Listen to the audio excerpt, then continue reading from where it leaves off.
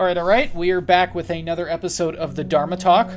Last time we left off discussing some of the specifics of the early teaching and kind of where some misconceptions or misunderstandings arose. We are now headed into Chapter 5 entitled, Is Everything Suffering? For YouTube purposes, there's a chance that the conversation may lead towards discussions of legal psychoactive substances, and these discussions are based on the principles of harm reduction and education. Please do not strike me. Yada yada, I hate how I have to do this, but that's how it goes. Once again, this is being read from The Heart of the Buddha's Teaching by Thich Nhat Hanh. Alright, is everything suffering? If we are not careful in the way we practice, we may have the tendency to make the words of our teacher into a doctrine or an ideology. Since the Buddha said the first noble truth is suffering, many good students of the Buddha have used their skills to prove that everything on earth is suffering. The theory of the three kinds of suffering was such an attempt. It is not a teaching of the Buddha. The first kind of suffering is the suffering of suffering, dukkha dukkata, the suffering associated with unpleasant feelings, like the pain of a toothache, losing your temper, or feeling too cold on a winter's day. The second is the suffering of composite things. Whatever comes together eventually has to come apart. Therefore, all composite things are described as suffering. Even things that have not yet decayed, such as mountains, rivers, and the sun, are seen to be suffering, because they will decay and cause suffering eventually. When you believe that everything is composed of suffering, how can you find joy? The third is the suffering associated with change. Our liver may be in good health today, but when we grow old, it will cause us to suffer. There is no point in celebrating joy because sooner or later it will turn into suffering. Suffering is a black cloud that envelops everything. Joy is an illusion, only suffering is real. So he is making a point to kind of demonstrate that some schools of Buddhism take the suffering aspect in a way that kind of turns into a non-productiveness, where it almost becomes a sort of clinging of its own. A key thing to keep in mind with the word suffering in the English translation is it's not fully accurate. The term in Pali is called dukkha. Dukkha refers to a type of disappointment or displeasure with unsatisfactoriness. Right, so that's a very broad concept, but when something is not as it seems, it does not meet up to expectations, it brings suffering. So when we refer to this broad context of suffering, we have to keep in mind, the specifically the three marks of existence. This is what kind of shapes suffering. I imagine Thich Nhat Hanh will go into it later. I think it'll be a fair bit. But the key pieces there being that it is unsatisfactory, it is impermanent, and it has no definitive self. It is a composite of other things. So when you view it from that framework, this obsession with it can kind of almost be like an endless cycle. You need to find a way to kind of transform that into something more positive. And that seems to be the direction that Thich Nhat Hanh prefers, though there is debate in the Buddhist Sangha over how one is to interpret this and how one is to proceed. For more than 2,000 years, students of Buddhism have been declaring that the Buddha taught that all objects of perception, all physical, table, sun, moon, and physical phenomena, psychological phenomena, and all wholesome, unwholesome, and neutral states of mind are suffering. 100 years after the Buddha passed away, practitioners were already repeating the formula. This is suffering, life is suffering, everything is suffering. They taught that to obtain insight into the First Noble Truth, they had to repeat this formula. Some commentators said, without this constant repetition, the Four Noble Truths cannot be realized. Today, many people invoke the name of the Buddha or do similar practices mechanically, believing that this will bring them insight and emancipation. They are caught in forms, words, and notions, and are not using their intelligence to receive and practice the Dharma. It can be dangerous to practice without using your own intelligence, without a teacher and friends who can show you the ways to practice correctly. Repeating a phrase like life is suffering might help you notice when you are about to become attached to something, but it cannot help you understand the true nature of suffering or reveal the path to show us by the Buddha. This dialogue is repeated in many sutras. Monks, are conditioned things permanent or impermanent? They are permanent, world-honored one. If things are impermanent, are they suffering or well-being? they're suffering, world-honored one? If things are suffering, can we say that they are self or belong to self? No, world-honored one. When we read this, we may think that the Buddha is offering a theory, all things are suffering, that we have to prove in our daily life. But in other parts of the same sutra, the Buddha says that he only wants us to recognize suffering when it is present and recognize joy when suffering is absent. By the time of Buddha's discourses were written down, seeing all things as suffering must have been widely practiced. As the above quotation occurs frequently, then the teaching on the origin of suffering and the path to end suffering. So this passage is one of those things that kind of makes Thich Nhat Hanh controversial, because he does... I feel like his hang-up is far more etymological or like linguistic than it is like principle. But I still appreciate that he's trying to shift the narrative away from suffering and more into recognizing the juxtaposition between joy, liberation, and suffering. The argument, impermanent, therefore suffering, therefore non-self, is illogical. Of course, if we believe that something is permanent or has a self, we may suffer when we discover that it is impermanent and without a separate self. But in many texts, suffering is regarded as one of the three Dharma seals, along with impermanence and no self. It is said that all teachings of the Buddha bear the three Dharma seals. To put suffering on the same level of impermanence and non-self is an error. Impermanence and non-self are universal. They are a mark of all things. Suffering is not. It is not difficult to see that a table is impermanent and does not have a self separate from all non-table elements, like wood, rain, sun, furniture maker, and so on. But is it suffering? A table will only make us suffer if we attribute permanence or separateness to it. When we are attached to a certain table, it is not the table that causes us to suffer, it is our attachment. We can agree that anger is impermanent without a separate self and filled with suffering, but it is strange to talk about a table or flower as being filled with suffering.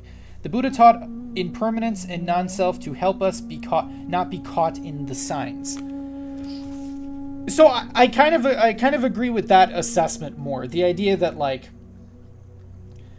suffering in and of itself could be a sort of illusory state where it only occurs because of these preconceived notions we are applying onto an experience. That without those preconceived notions, it is without suffering. It is without anything. It still remains impermanent. It still remains no self. But does it have suffering? That's one of those theological debates that's pretty advanced. Nord, do you have any comments or commentary you'd like to discuss? So, just to clarify, this guy is like saying that getting hung up on suffering can be a form of suffering in itself. Yeah, almost like a self-fulfilling prophecy or like spiral. Again, there is a lot of theological dispute as to the hyper-specifics of a lot of these abstract concepts. It's one of those, like, in the core principle of the Buddhist teaching, you know, the Four Noble Truths and the Noble Eightfold Path are kind of your core fundamentals, while a lot of it is more like advanced perceptions that come as a part of right view from the Eightfold Path. So, he seems to be making a sort of criticism over the way that a lot of other Buddhist scholars or, you know, older theologians use suffering as a way to kind of like... frankly, it sounds like he's just criticizing doomerism, which, fair. I can understand his point. I do think that term is still useful for discussion, but yes, it can be a hang-up for some people. Yeah, it's actually been kind of a like hang up for me as I get into it, because like, you know, I feel like I find as much joy in a lot of my attachments as I do like an equal amount of suffering, and I'm wondering if there's like a healthier way to go about that, because I think I'm getting the concept, but like you know what I mean? Yeah. I don't have the best words to describe it. So the retort there being, like, you say that you gain joy from things. What kind of things? I don't know, mostly like experiences with friends. Okay. So in kind of the counter there,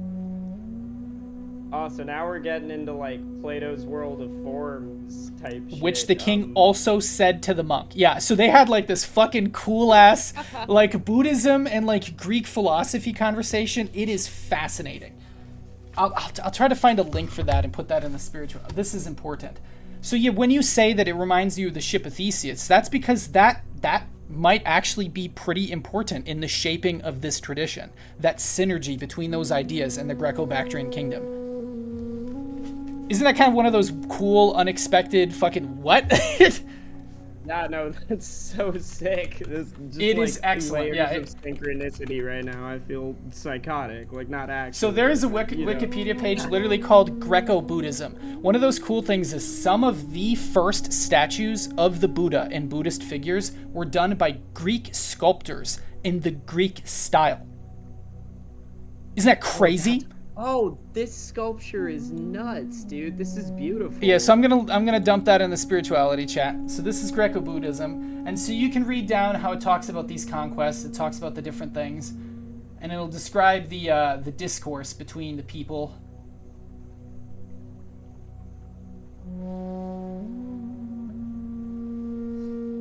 Yeah, this is really sick.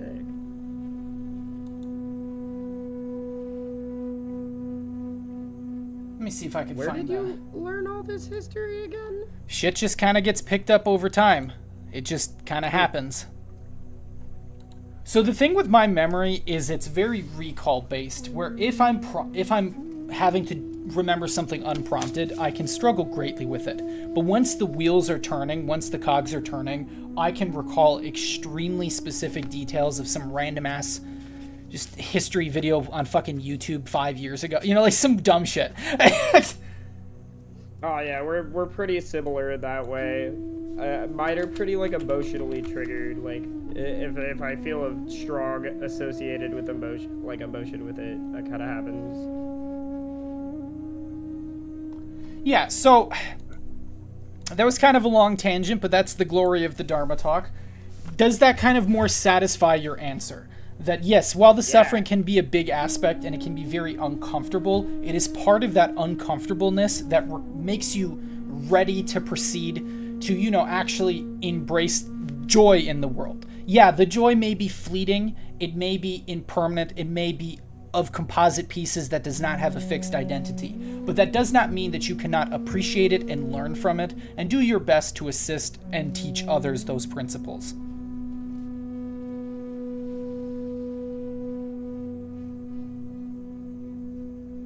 All right, I will proceed then.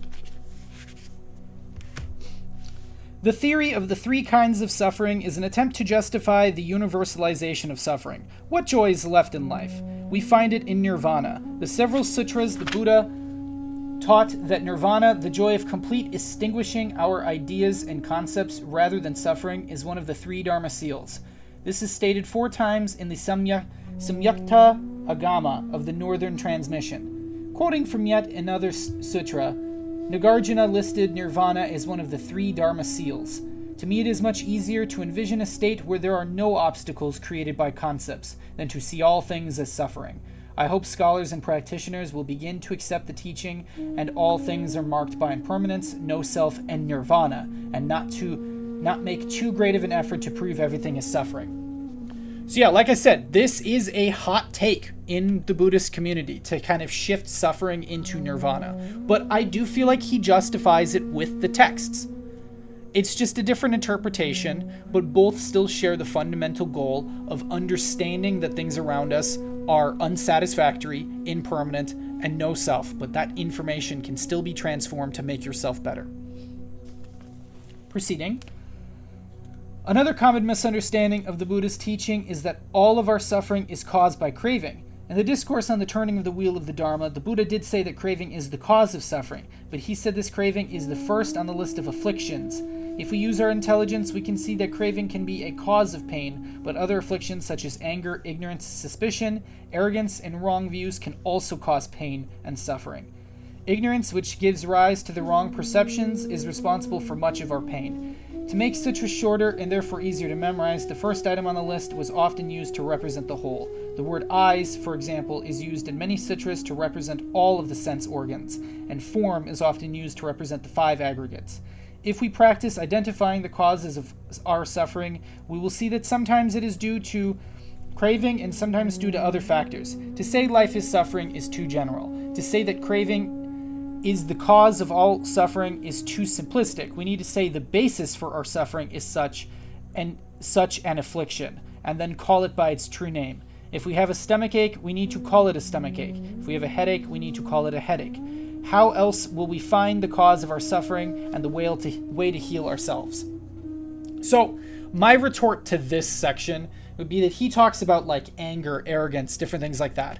I would argue that those are a form of craving. They are a form of grasping at something. Is it a different kind of grasping than people would anticipate? Sure, but say you are arrogant. You are grasping for an acknowledgement that you do not believe you are receiving. It comes from a fundamental lack of security of one's own personhood. That is craving. Say you are angry. If you are angry, you may be craving some other mind state. You know, there may be something that is deeply bothering you and you fail to be able to process that difficulty and respond in an appropriate manner. It is a craving for an easy solution. Let's see what else. Ignorance. Often ignorance is craving for the bliss of ignorance. One of those things that like I need to work on is my goal. Basically, as soon as I can kind of become financially stable on my own and not reliant so much, is to work towards at least vegetarianism. One of the most common forms of craving via ignorance is the not looking into just how bad the meat industry is. It is truly apocalyptically horrible. It is profound suffering. But by not looking into it, we crave the bliss that is ignorance. Because if we were then forced to recognize it, we would have to come to terms of the suffering of others, which may indeed bring about our own suffering. In Buddhism, animals are as equally important or distinct or non-distinct in that way as humans. They are a different sentient being in a different sort of realm status. The end game of Mahayana Buddhism is to bring about the grand enlightenment of all sentient beings. So a vegetarian or a harm reductionist perspective on animals is fundamentally one of the end states. But I struggle with it. A lot of people struggle with it. It's something I need to work on. But a big part of that is recognizing the problem. And for the last paragraph of this section, and then we'll have a little bit more talking. It is true that the Buddha taught the truth of suffering, but he also taught the truth of dwelling happily in things as they are. That kind of goes to what I said before. You can still appreciate it in the moment. To succeed in the practice, we must stop trying to prove that everything is suffering. In fact, we must stop trying to prove anything. If we touch the truth of suffering within our mindfulness, we will be able to recognize and identify our specific suffering, its causes, and the way to remove those causes and end our suffering. Yeah.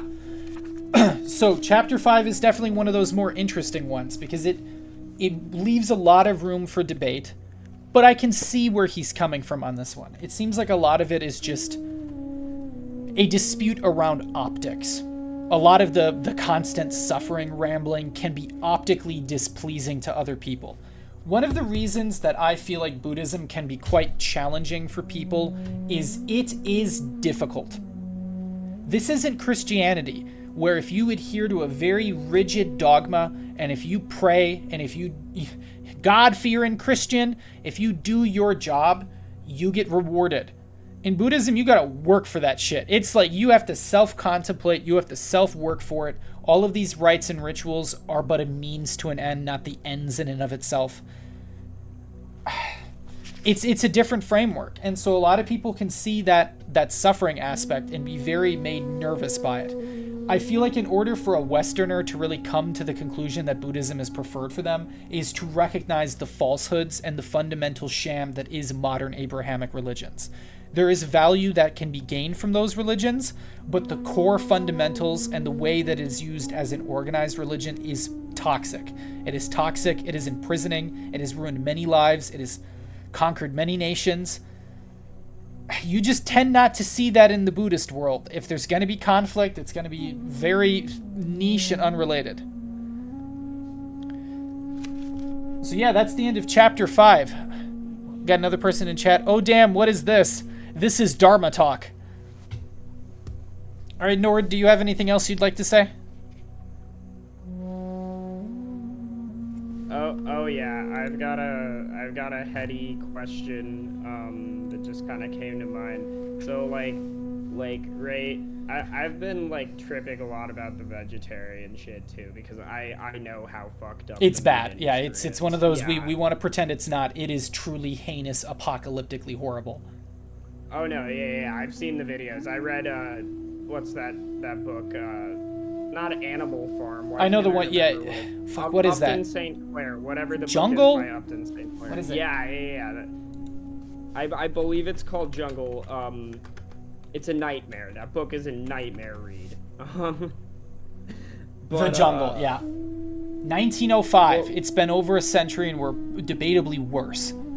Oh, we're definitely worse. There's a really good Kyrgyzstan video on it too. That they're not even calling to get rid of meat. They're literally just saying like, please, can we make it more ethical? Which is crazy because they're funded by the Bill and Melinda Gates Foundation. So if even the Bill and Melinda Gates Foundation are like, yeah, this is fucked up. It's fucked. Yeah.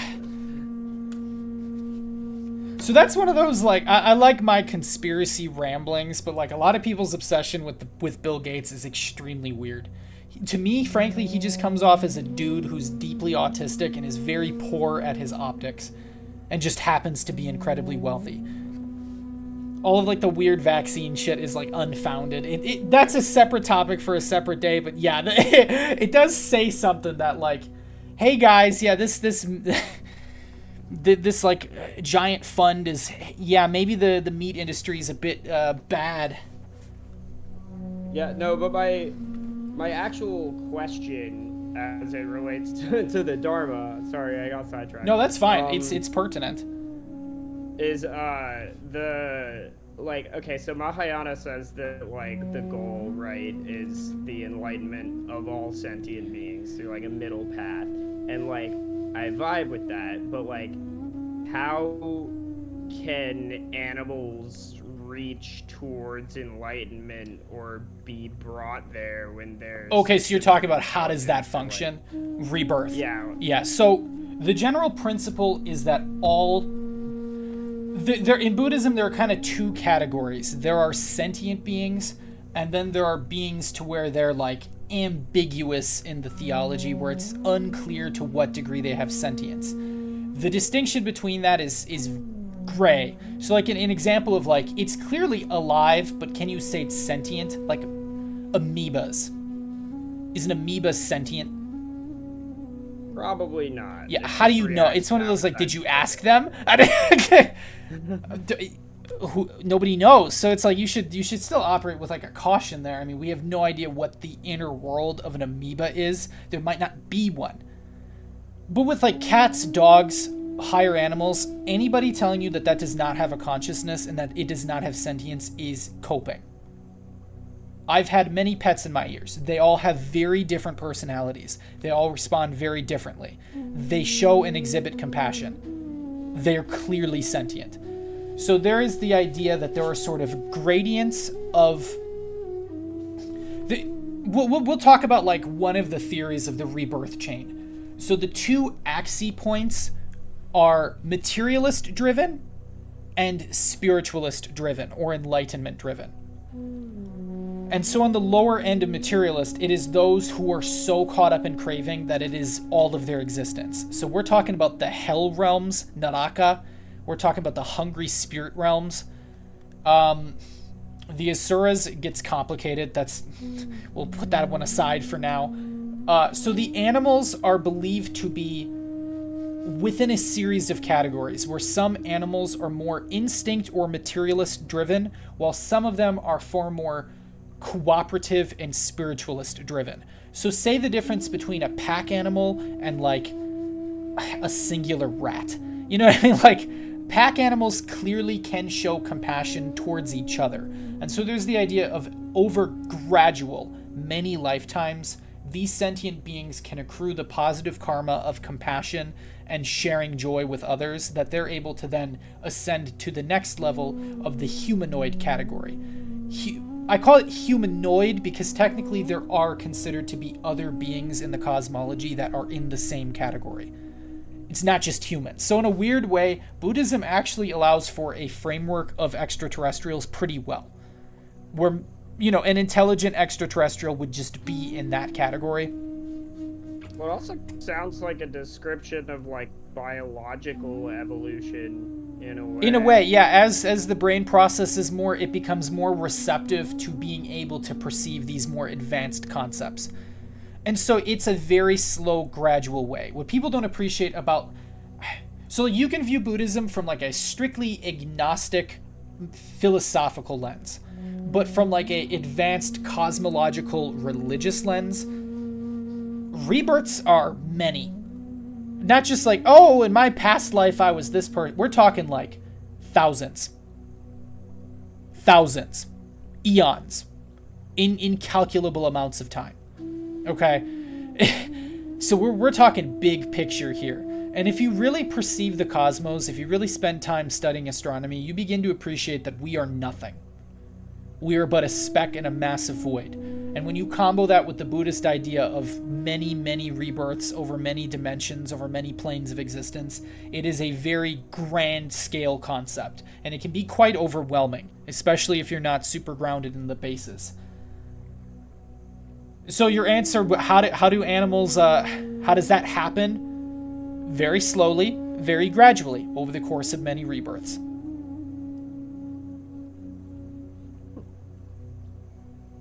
Interesting. That's at least the way that it's generally accepted. There are other opinions on it, much like how Thich Nhat Hanh has his own opinions about certain interpretations. It's complicated. So I can't teach doggy to meditate. If it were a very particular dog, I mean, you might be able to. Who knows? I think like a way that you could apply it to a dog is like...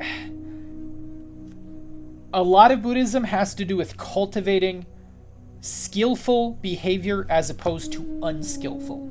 So an example that would apply to a dog for skillful is being patient and eating their food slowly and not choking. Unskillful would be so drawn by craving and desire that they ravenously eat the food all at once and begin to choke and throw up. Surely you've seen a dog do that shit. Yeah. And so stuff like that can be cultivated. You can teach a dog to understand that idea to some extent. We just don't have the means of fully grasping or communicating it on an advanced level.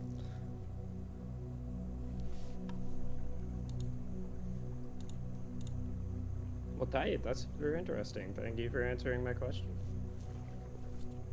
Do you have any others? Let's see. I think we might have written something down.